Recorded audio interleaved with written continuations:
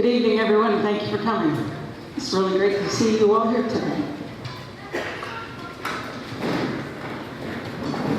Welcome to spring. We've been working a long time on the music that we have here tonight. There's quite a variety, so I hope you enjoy this evening. Our first song that we're going to play for you, well, the first song we just played for you is Your Grand Old Flag, and you might hear that again later, and I'll tell you a little bit more about that later. But the first concert piece we're going to play is called Mythos.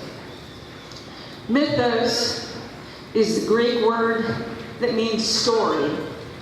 And this composition that you will hear combines the elements of Greek mythology in the hero, the peril, the adventure, and the conquest. So I hope you enjoy Mythos.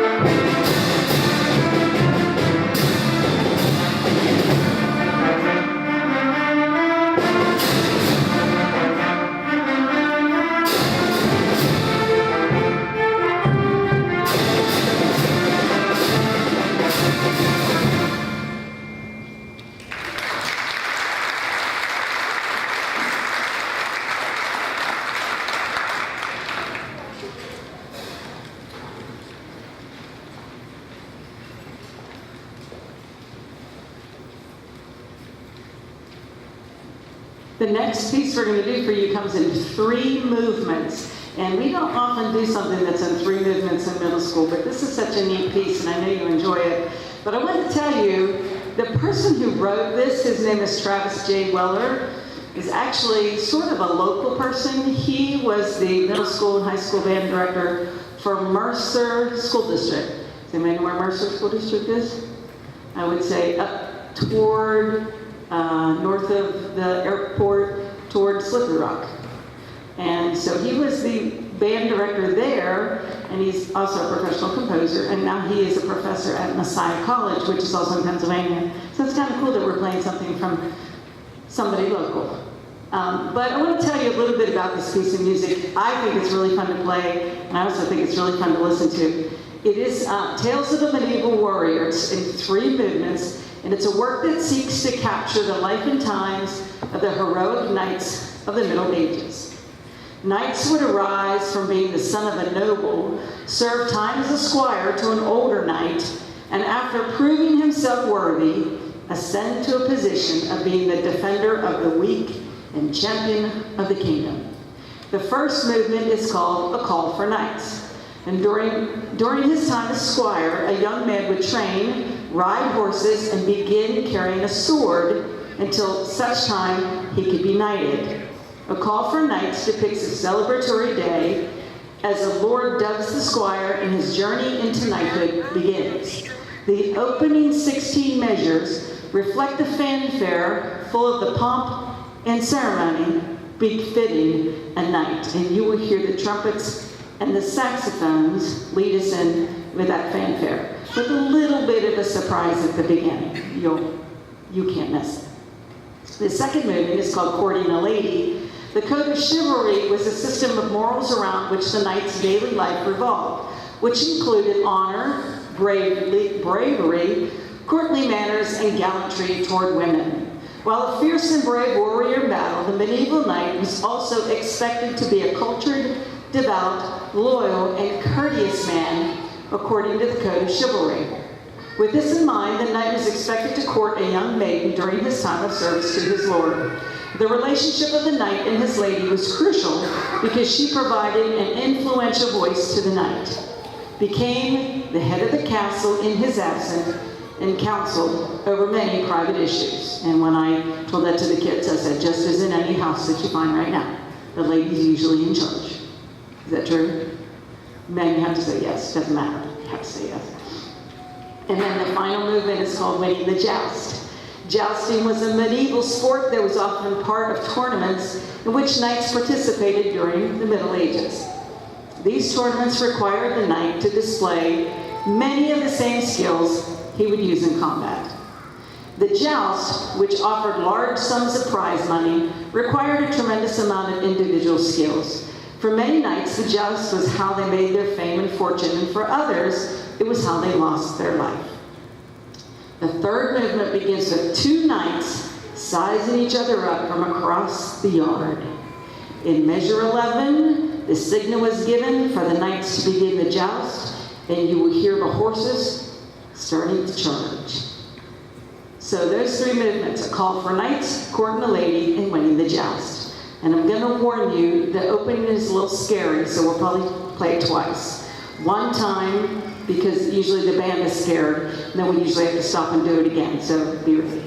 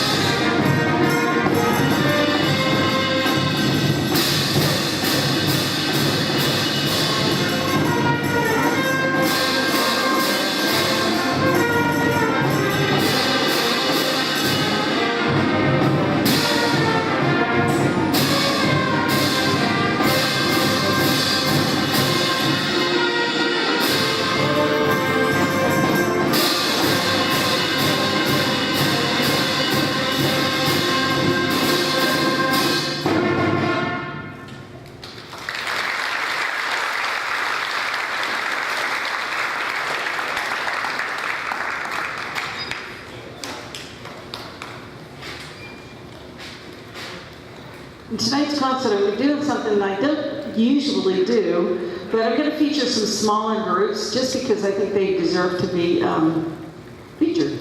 And our first one is Megan Shaw. She's going to play clarinet solo for us. She's going to play The Impossible Dream. Megan Shaw.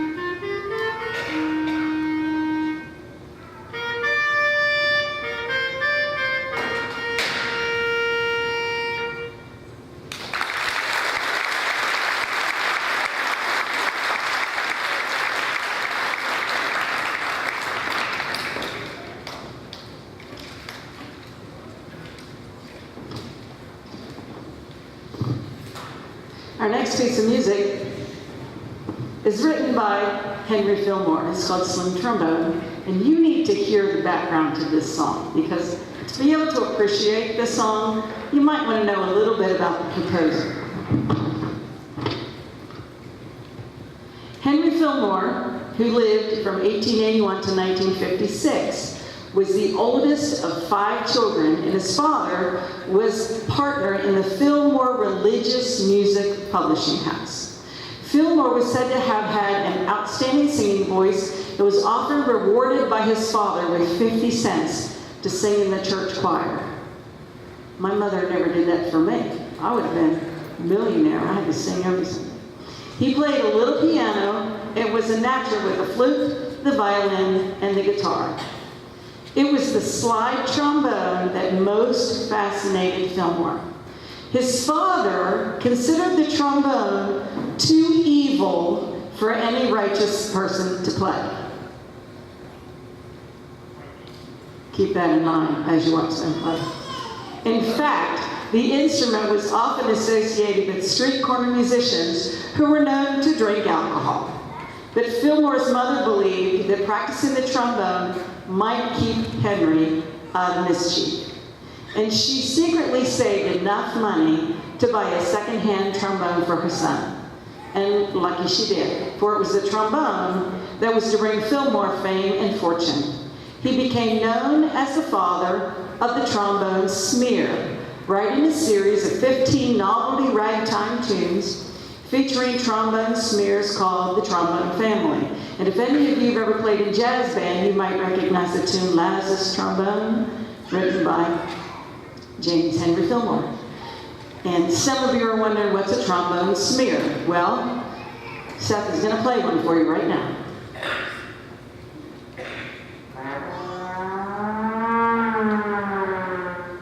So this song, Slim Trombone, is going to be full of trombone smears. Now, it features the trombones who do some amazing stuff. You're not going to really notice everybody else, but I'm telling you, the clarinet and the flute and all the other parts are really, really difficult. And they work very hard at, and you'll see that it's so much fun. It's like being at the circus. Slim Trombone.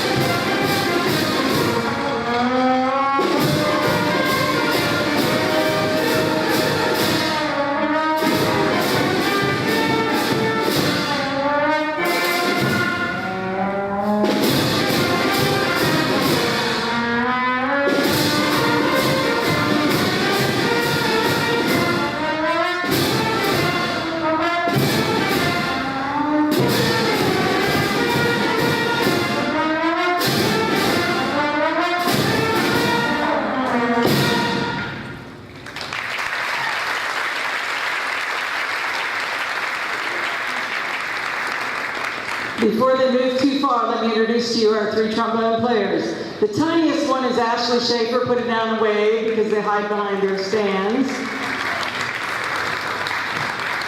Ashley, wave. Put your stand down. There she is. When she started in 4th grade, her trombone was bigger than she is, and she's in 7th grade, and her trombone's still bigger than she is.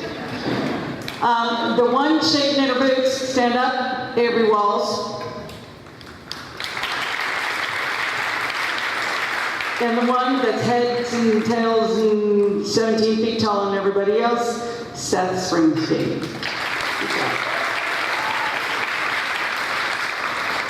The next piece we're going to feature for you is our flute section. The last couple of years, I've had really good flute players, which just amazes me because I can play flute, but it doesn't make any sense to me at all because the fingerings are just bizarre. There are 1 finger up and this finger up and 3 fingers down, and to me the clarinets just go right in order. Nothing about the flute fingerings makes sense. Am I right, Mrs. Kendall? Okay, but my flutes are always amazing. And the last couple of years when we play for chairs, the flutes are always within about a point of each other. Depending on the day of the week that we play, it could be anybody's chance to get first chair. They are amazing. So I thought, well, let's do something for the flutes to be able to be featured. And I found a song which is really pretty and has a beautiful flute part to it. And it just so happens that for the first time in many, many, many years, we were able to send a student to district chorus, which is like district band, but for the choirs in the area, they send the best students into their school to another school. What school was it? Central Catholic? And Kaylin Rostoni was able to go from our school as the only representative from our middle schools to go to district choir. So she's going to sing for us Kyrie eleison, and the flutes are going to play.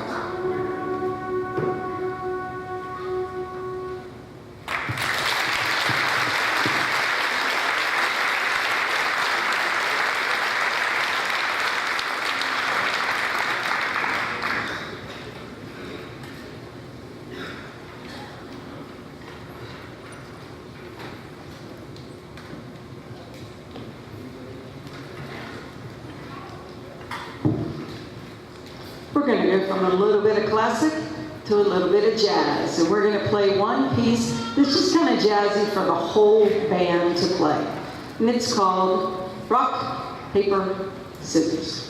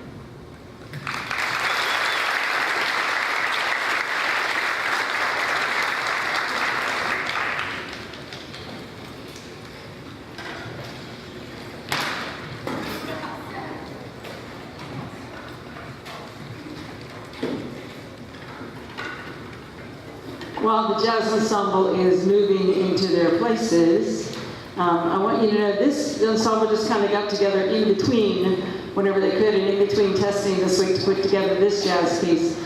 But I have to tell you, and I told my students this story today, I've been trying to walk a lot after school, and I have some friends who will walk with me a lot of the time. And my husband walks every day, all the time.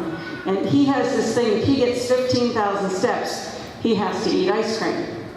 Well, he gets 15,000 steps probably before lunchtime every day. But on Sunday, by lunchtime, I looked at my pedometer and I had 10,000 steps.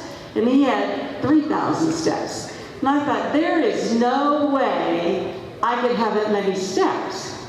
Because he goes to the barn at 4 in the morning and walks all around, does stuff while I'm still sleeping. And the hardest walking I do Sunday morning is I get up, I get ready, I eat breakfast, I go to the garage, I get in the car, I go to church, and I sit at the piano. Those are all the steps I bet. It took me 50 steps to do all that. I could not figure out how in the world I got so many steps on my pedometer.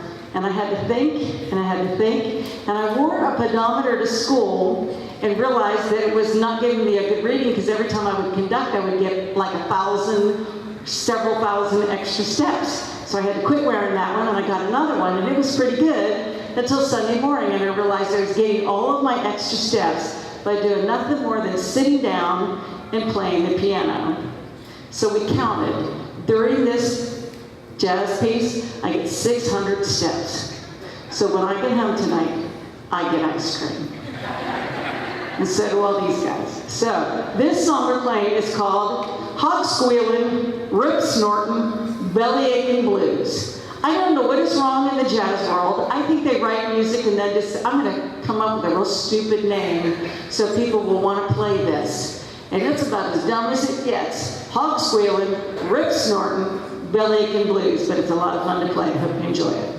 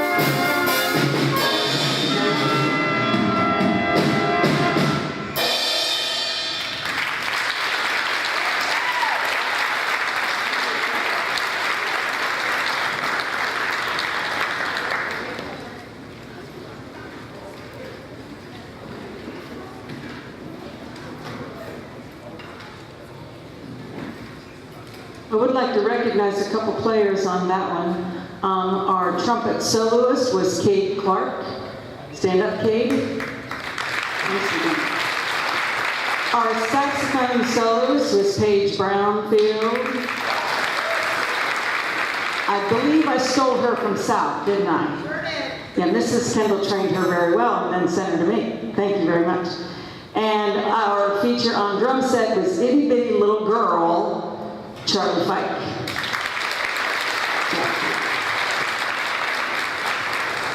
Before we play our last piece, I do want to tell you, no, I'm not going to tell you now, I'm going to tell you after our last piece. Our last piece we're going to play for you is called Counterbalance. Counterbalance is, I started it as an advanced band piece because it's kind of tricky to play, but it's really fun to play. It starts out together and ends together and is never together the whole way through it. I mean, we're together, but it has so many contrasting sections throughout it. It's really fun to listen to and to just kind of pick out all the parts with a beautiful melodic section in the center. So we're going to play for you Counterbalance.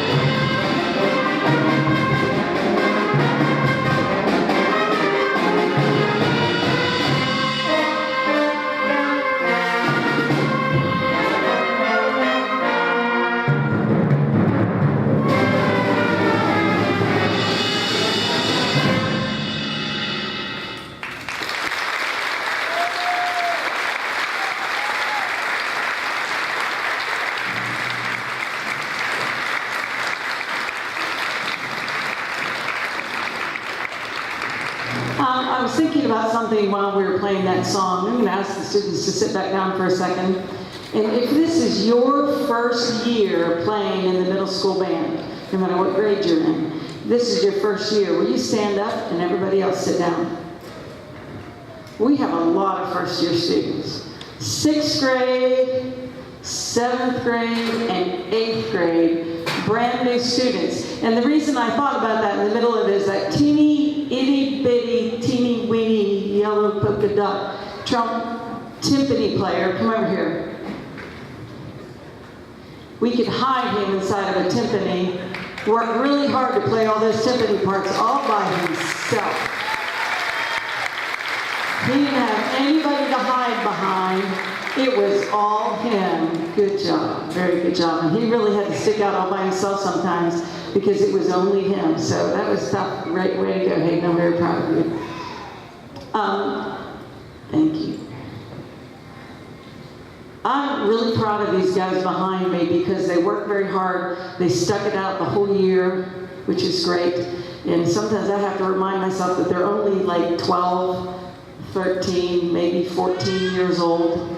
The 8th grade, man, they're ready for high school. They are so excited to play with the big high school boys. And I know we have some high school students here tonight. Their program's coming up, and they are amazing. They were here to play for us last week, and they're awesome. So my 8th graders, I know, are excited to play with the high school band, but I sure was proud of them, and I'm really glad you were mine, and you'll always be mine. Before you leave tonight on this stand, there are green t-shirt order papers for you for Memorial Day. The reason it is green because our t-shirts this year are mint green. And all of the middle school band students get theirs for free.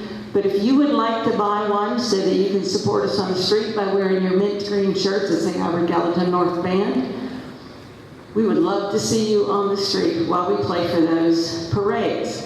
I will be getting information to you next week about the logistics of where the buses go, and you will get a lot of remind messages from me in the next month. So keep those phones in tune so that you know when to go, what parades, where we're going to be, what time we have to be places, where we're going to eat lunch, all that good stuff. So if you are interested in getting a t-shirt, please take one.